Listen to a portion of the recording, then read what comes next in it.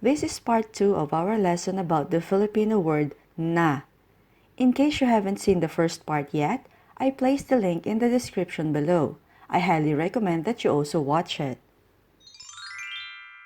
If the word na comes after a Tagalog verb in the infinitive form, where the speaker is asking or instructing someone to do something, it means that due to a certain reason, that someone must act or do something now. Let's study the given examples. As you can see, we have two columns here. The one on the left is for imperative sentences that simply shows you how to give a command or an instruction. The one on the right tells the person you're talking to that it is necessary for him or her to do it right now. Example 1, matulog ka. Matulog means to go to sleep and ka is you. Matulog ka. This sentence is simply asking the second person to go to bed. But if you add na after matulog ka, as in matulog ka na, you are changing the meaning of the sentence to it's time for you to sleep now or it's time for you to go to bed now. Maybe because it's already late and that person needs to wake up early the next day, you're telling him that he should stop whatever he's doing because it's already time for him to sleep. Did you get the difference between the two sentences? Let's take a look at the second example. Bumangon ka. Bumangon is to get up, so bumangon ka means you're asking someone who is lying in bed to get up. But if you say bumangon ka na, what you mean is like the sun is already up and yet that person is still lying in bed. So you're basically telling him that, hey, it's time for you to get up now. Bumangon ka na. Example 3, mag-aral ka. Mag-aral is to study one's lessons. So mag-aral ka is to simply ask someone to study his or her lessons. But if you're telling, say, your daughter, mag-aral ka na, it means that you haven't seen her look at her books or notes until now, maybe because she's still busy playing or watching TV. So to remind her that it's time for her to study her lessons, you should say, mag-aral ka na. Mag-aral ka na. It's time for you to study now. The Filipino language has this so-called feeling verbs, or those verbs involving feelings, which include the senses and emotions. The examples that we have are feeling verbs that are derived from adjectives. I will discuss feeling verbs in another video. To form a sentence describing how someone or you currently feel, as opposed to what he or you felt earlier, you should use this sentence pattern. Feeling verb in the present tense or aspect, plus na, plus pronoun. Example 1, nalilito na ako. Nalilito means confused and ako is I. Let's remove na first. Let's just say, nalilito ako. Nalilito ako. This sentence states that I am in a state of confusion right now. Nalilito ako, I'm confused. But if I add na after nalilito, as in, nalilito na ako. Nalilito na ako. What I'm trying to tell you is, I could understand or I could follow along earlier, but I'm confused now. That's why I don't understand you anymore. Nalilito na ako. I'm confused now. If you're talking about somebody else, you may say, nalilito na siya. Nalilito na siya, meaning he or she is confused now. And to tell the person that you are talking to that he or she is already confused, you should say, nalilito ka na. Nalilito ka na. You are confused now. Example 2, nahihilo na ako. Nahihilo means feeling dizzy. Again, let's remove na and say, nahihilo ako. It means that you are feeling dizzy at the moment. Nahihilo ako. But if we add na after nahihilo, what you are saying is that you were fine a while ago but that is not the case anymore right now because you are now feeling dizzy. Nahihilo na ako. Nahihilo na ako. I was okay a while ago but I'm feeling dizzy now. Example 3, inaantok na ako. Inaantok is sleepy. So without na, inaantok ako means I'm sleepy. But if I will say, inaantok na ako, it means that I was wide awake earlier but I'm sleepy now. Inaantok na ako. If na is used with the word lang, which means only or just, you can form many useful Tagalog phrases. Here are some examples. Isa na lang. Isa means one. Isa na lang. So it means that before there were many, like 2 or 10, but now only one is left. Isa na lang. Kaunti na lang. Kaunti means few, but native speakers pronounce this as konti. Konti na lang. Meaning there were a lot before but only a few are left now. Kaunti na lang. Ikaw na lang. Ikaw is you. Ikaw na lang means instead of us going somewhere together or doing something together, you just do it alone, or instead of me, you should be the one to do it. Ikaw na lang. Sandali na lang. Sandali na lang. This phrase is used when you are asking someone to be patient and to just give you a few more minutes. Sandali na lang. Mamaya na lang. Mamaya na lang. Meaning, instead of doing it right now, just do it later. Mamaya na lang. Hayaan mo na lang. Hayaan or bayaan is to leave something or someone be, and mo means you. Hayaan mo na lang. Just let it be. But if you're talking about a person, you may say, hayaan mo na lang siya. Hayaan mo na lang siya. Just let him be. Umoo ka na lang. Oo means yes. And umoo is to say yes. So umoo ka na lang means instead of arguing with someone, just say yes. Umoo ka na lang. If the phrase na lang follows a mag verb, the meaning of the sentence becomes, instead of doing A, do B. In case you don't know what mag verbs are, please check out the link in the description to view the videos I made about them. So just remember the pattern, mag-verb na lang. Mag-verb na lang. Our first example is, sa halip na magluto, magpa-deliver na lang tayo. Sa halip na magluto, magpa-deliver na lang tayo. The phrase sa halip na means instead of. Magluto is to cook. So sa halip na magluto means instead of cooking. Magpa-deliver is to have your food or your meal delivered. Na lang means just, and tayo is us. Sa halip na magluto, magpa-deliver na lang tayo. Instead of cooking, let's just have our meal delivered. Next, we have, imbes na magreklamo ka, magtrabaho ka na lang ng mabuti. Imbes na magreklamo ka, magtrabaho ka na lang ng mabuti.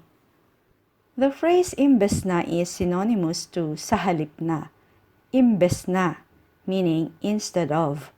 Magreklamo is to complain, ka is you, magtrabaho is to work, mabuti since we are talking about trabaho is hard or to do well. Imbes na magreklamo ka, magtrabaho ka na lang ng mabuti. Instead of complaining, just work hard. Gabi na, magtinapay na lang tayo kaysa magkanin.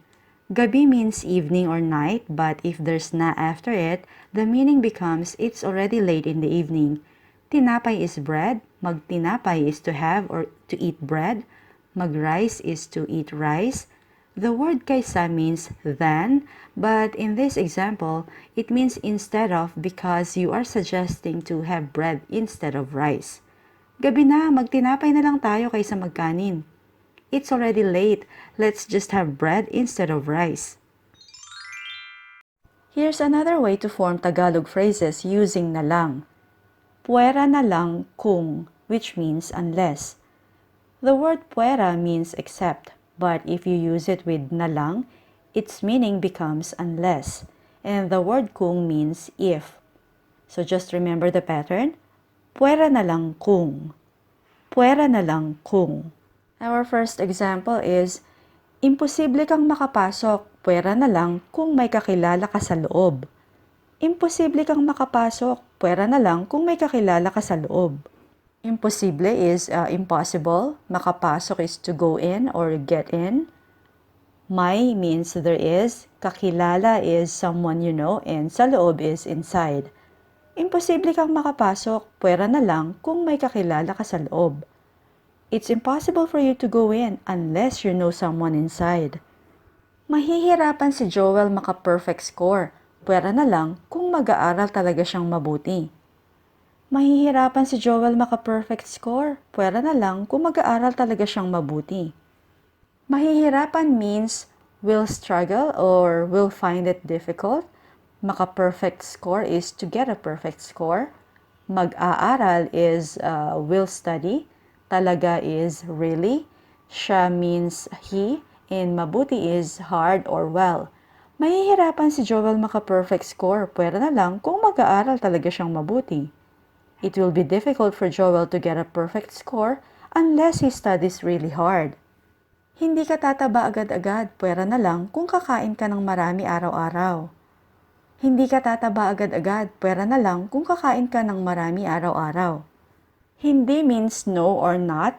The word taba is fat. So tataba means will get fat or will gain weight.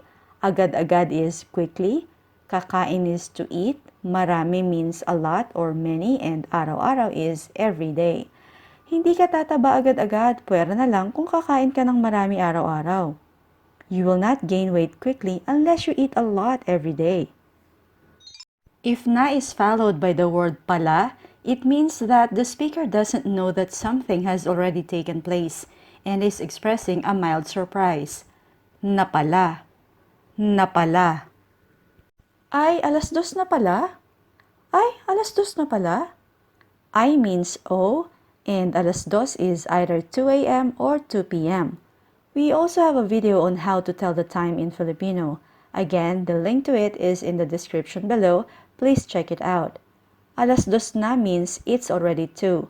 But if the speaker says 2:00 na pala, it means that he has lost track of the time and didn't know that it's already 2. Ay, 2:00 na pala? Oh, it's already 2 p.m. now? Dumating ka na pala? Dumating ka na pala? Dumating is arrived. This sentence means that the speaker is surprised to see the other person because she didn't know that he already came or arrived. Dumating ka na pala? You have already arrived or you're already here? Bago na pala ang mayor natin? Bago na pala ang mayor natin? Bago is new. Bago na means new now and natin is our.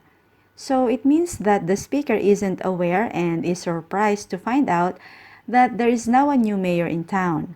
Bago na pala ang mayor natin? We have a new mayor now? Here are some more short expressions with na. Sanay na ako. Sanay na ako. The word sanay means to be used to something. Sanay na is already used to something. Sanay na ako. I'm already used to it. Saka na lang. Saka na lang. This expression means I will do it next time or at a later time. Saka na lang. Our next expression can be used both as a question and as a statement. Ito na lang or ito na lang. Ito means this. As a question, it means that you want to know how come there were plenty or many before, but now only this is left. Where are the others? Ito na lang? Is this all that's left? As a statement, ito na lang implies that if there are 2 or 3 items to choose from, you will just take this one. Ito na lang. I'll just take this one. Next we have tama na. Tama na. Meaning, enough or that's enough. Tama na. Tumigil ka na. Tumigil ka na. Tumigil is to stop. This expression means you are asking to someone to stop doing something annoying. Tumigil ka na. Cut it out. Tumahimik ka na. Tumahimik ka na. This expression is used to ask someone to shut up or to stop talking. Tumahimik ka na. Hindi ko na maalala. Hindi ko na maalala. Maalala is to remember. Hindi ko na maalala. I can't remember it anymore. Hindi ko na kaya. Hindi ko na kaya. Kaya is to be able to do something. Hindi ko na kaya. I can't do it anymore. It also means I can't take it anymore. Hindi ko na kaya. Hindi ka na bata. Hindi ka na bata. Bata means kid or young. Hindi ka na bata. You're not a kid anymore. Ngayon na. Ngayon na, meaning do it now. Or mamaya na. Mamaya na, meaning do it later. Here's a real-life scenario between a girl and a boy, and I want you to pay attention to the word na. The girl says, sawa na ako sa mga kasinungalingan at pagtataksil mo. Sawa na ako sa mga kasinungalingan at pagtataksil mo. Sawa na means fed up. Ako is I. Mga kasinungalingan means lies. At is and. Pagtataksil means cheating and mo means you. Sawa na ako sa mga kasinungalingan at pagtataksil mo. I'm fed up with your lies and cheating. Tapusin na natin ito. Tapusin is to end. Tapusin na natin ito. Let's end this now. But the boy says, pasensya ka na. Sorry na. Pasensya ka na is said when you are apologizing to someone. Pasensya ka na. I apologize. And sorry na obviously is I'm sorry. Pasensya ka na. Sorry na. Patawarin mo na ako. Patawarin mo na ako. Patawarin is to forgive. Patawarin mo na ako. Please forgive me. Hinding-hindi ko na uulitin. Hinding-hindi ko na uulitin. Pangako. Hinding-hindi means never ever. Uulitin is to repeat or do it again. And pangako means promise. Hinding-hindi ko na uulitin. Pangako. I will never ever do it again. I promise. If you were the girl, what would you do? Forgive or forget? Leave your comment below and try to use the word na. If you're new to this channel, please don't forget to subscribe and hit the bell icon below so you will get notified every time I upload a new lesson.